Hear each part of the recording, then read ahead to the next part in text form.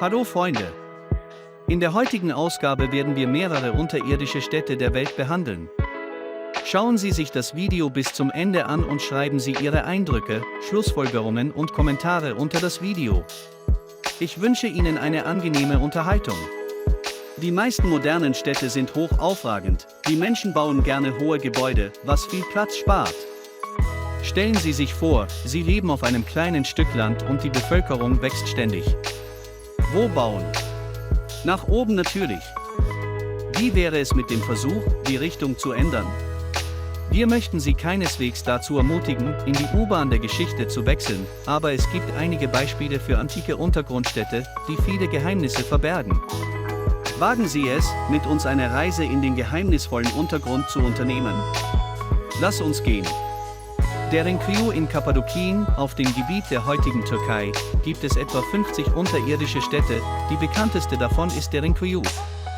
Die Stadt erstreckt sich über eine Fläche von etwa 4 Quadratkilometern, ihre Tiefe erreicht etwa 55 m. Wissenschaftler gehen davon aus, dass die Stadt bis zu 20 Stockwerke haben könnte. Bisher ist es ihnen jedoch nur gelungen, 8 von ihnen zu erforschen, außerdem gehen Forscher und Historiker davon aus, dass bis zu 20.000 Menschen gleichzeitig in Derinkuyu gelebt haben könnten.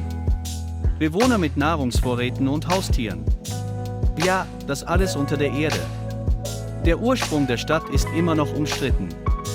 Nach Angaben des türkischen Kulturministeriums wurde die Stadt zwischen dem 8. und 7. Jahrhundert vor Christus gegründet.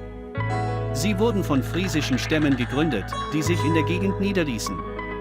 Einer anderen Version zufolge wurde die Stadt Derinkuyu noch früher zwischen 1900 und 1200 vor Christus erbaut. Dieses Gebiet wurde von chemischen Stämmen bewohnt. Mit welchen Absichten sie mit dem Bau dieser Stadt begannen, bleibt ein Rätsel. In der unterirdischen Stadt war alles bis ins Detail durchdacht und alles Notwendige war vorhanden.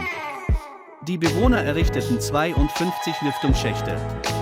So atmet die 4 der untersten Etagen problemlos.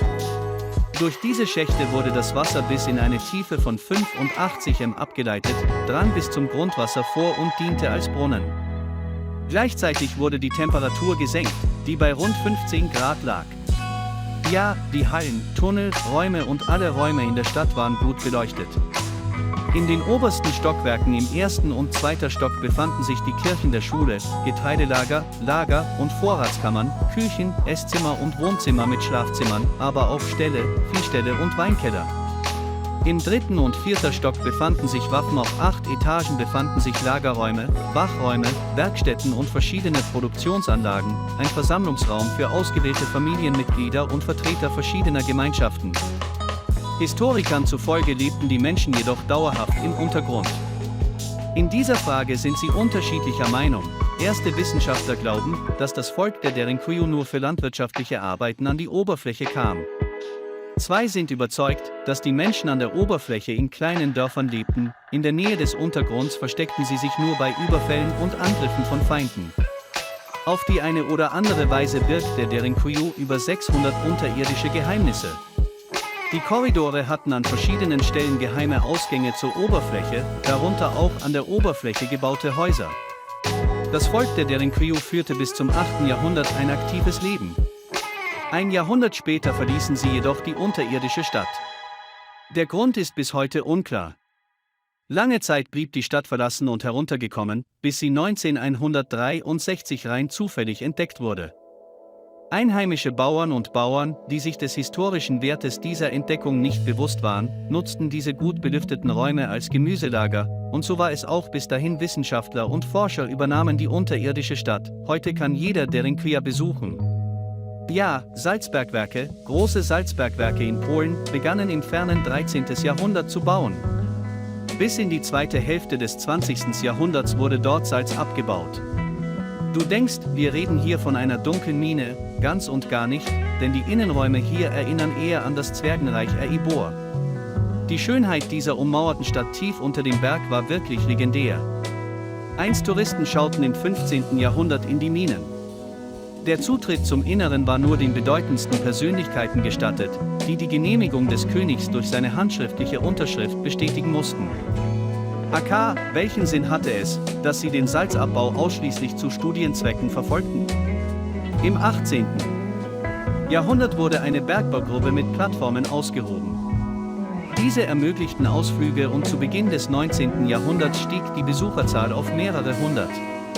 Die Österreicher haben die Zahl der öffentlich zugänglichen Räume erhöht und das zweite und drittes Obergeschoss barrierefrei gestaltet. Die Rot war gut beleuchtet, gesäumt von Obelisken und sogar Denkmälern. Die Minen erfreuten sich so großer Beliebtheit, dass ein Geografielehrbuch vom Ende des 19. Jahrhunderts eine detaillierte Beschreibung der Mine mit dem Hinweis enthielt, dass die Stadt Krakau in der Nähe lag. Zu Beginn des 20. Jahrhunderts gab es bestimmte Regeln, die den Zutritt von Touristen auf maximal 100 Personen gleichzeitig beschränkten. Der Eintrittspreis richtete sich nach der Beleuchtung der Strecken. Die Touristen wurden sogar vom Grubenorchester begrüßt. Heute ist es möglich, mehr als 2 Dutzend verschiedene Räume der Kapellenkammern in unterschiedlichen Tiefen im Salzbergwerk in Velika zu besichtigen. Es ist ein echtes unterirdisches Königreich, in dessen breiten Straßen man von der ersten Schöpfung bis zum zweiten nachspazieren kann. Eine der berühmtesten unterirdischen Städte Frankreichs ist nahe.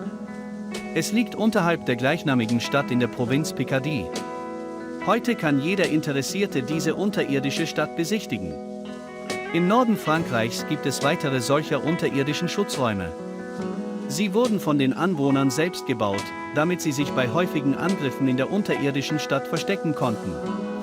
Der Ansturm ist so groß, dass sich bis zu 3000 Menschen gleichzeitig darin aufhalten könnten. Nach Einschätzung von Experten soll der Bau noch in diesem Herbst beginnen. Städte entstanden im 9. Jahrhundert. Die Einheimischen nutzten die Tunnel vor Hunderten von Jahren als Unterschlupf.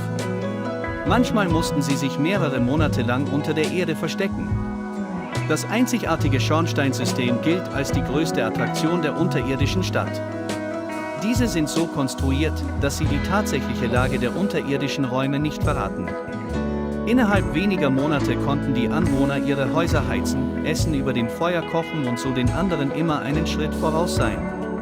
Die geheime unterirdische Stadt Nahe wurde lange Zeit genutzt, geriet aber wie alle anderen in Vergessenheit und die verlassene Stadt wurde erst Ende des 19. Jahrhunderts wieder zugänglich gemacht.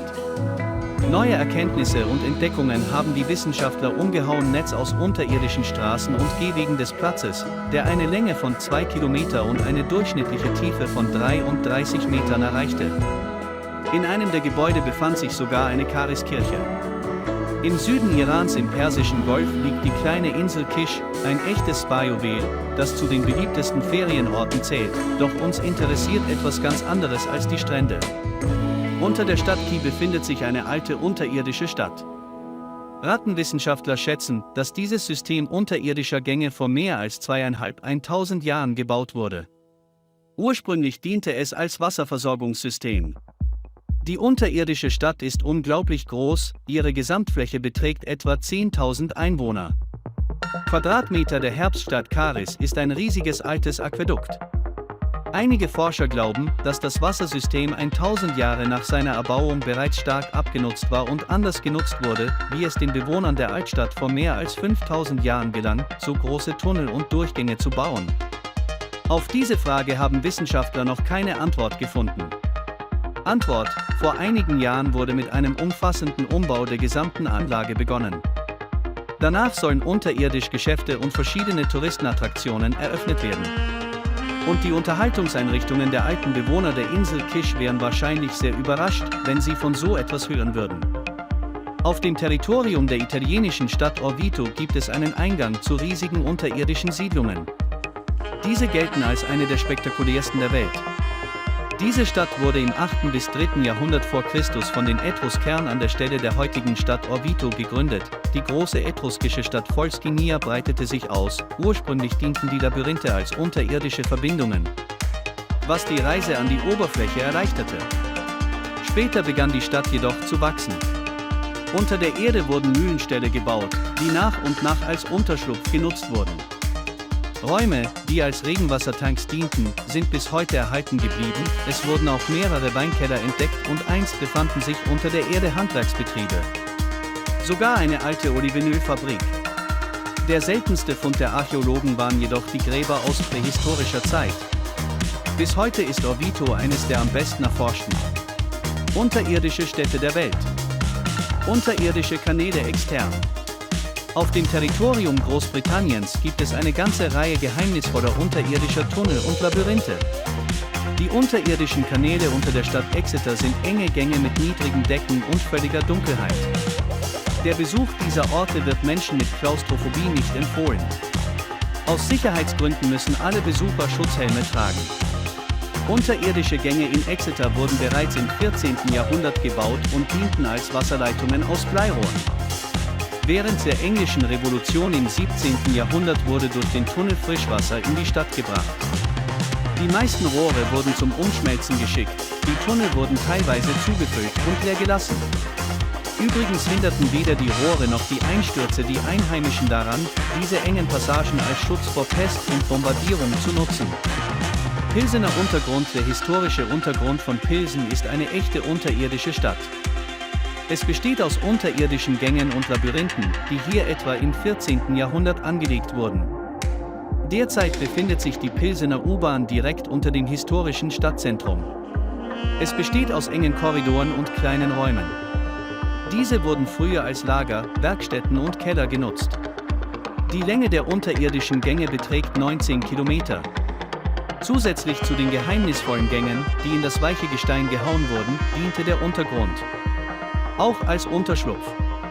Darüber hinaus können wir hier ein komplexes Entwässerungs- und Abwassersystem sowie ein System von Brunnen sehen, um die Häuser mit Wasser zu versorgen. Wer es wagt, unter die Erde zu gehen und die antiken Gänge zu erkunden, dem sei warme Kleidung empfohlen, denn selbst an heißen Sommertagen steigt die Temperatur unter der Erde nicht über 7 Grad Celsius. Und das ist alles. Wenn Sie etwas Neues und Interessantes gelernt haben, liken und abonnieren Sie bitte unseren Kanal. Bis bald!